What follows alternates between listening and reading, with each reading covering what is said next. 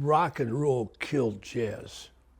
And all the jazz players in the world are going to strike back and kill all the rock and roll players that we can find. We're not going to kill them slowly. We're going to kill them very slowly, make them really suffer. Play a whole bunch of jazz, Stan Getz solos, which they won't like and they won't understand. And as they're writhing, then they will die.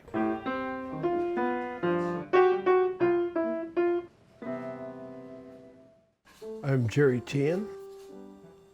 I was born in Windsor, Ontario, 1933, the same year that Yoko Ono was born. I'm 85.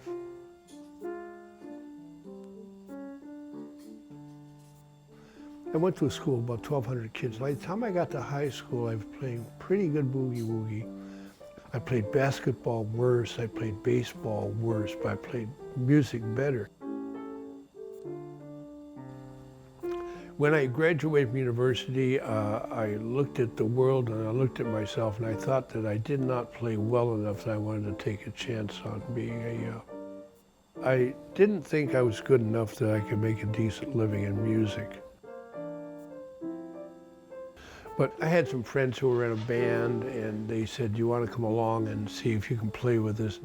If I'd been brighter, I'd realize, maybe I should have been a musician in the first place, but I wasn't that clever. But music was the forte. Like every time I turned around, I discovered I was doing music again. Why do I love jazz? Have you ever been in love? You don't choose to be in love, you discover that you are in love.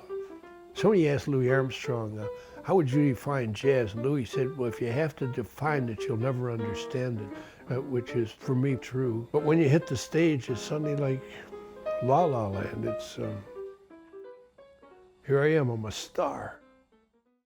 You cannot choose music. Music chooses you.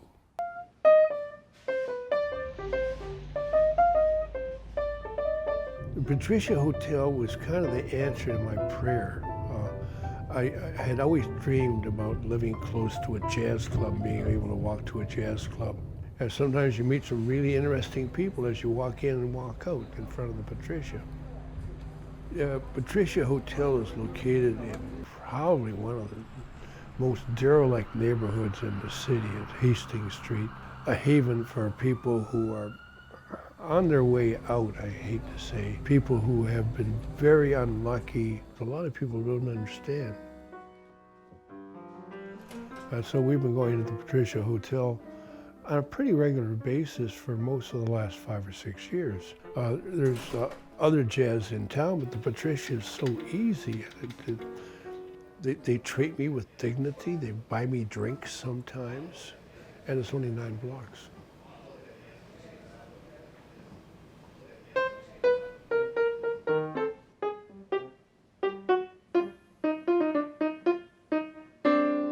The problem with being a jazz musician is that I think it's called the dumbing down.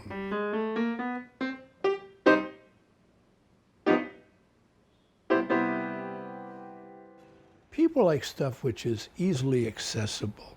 Elvis Presley came along and jazz just kind of disappeared. It's still around, but not nearly as much as it was.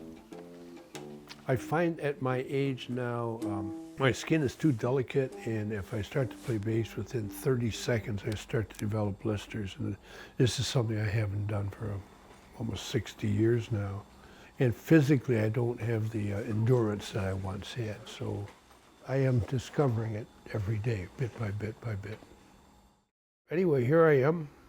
Now I'm an unemployed musician.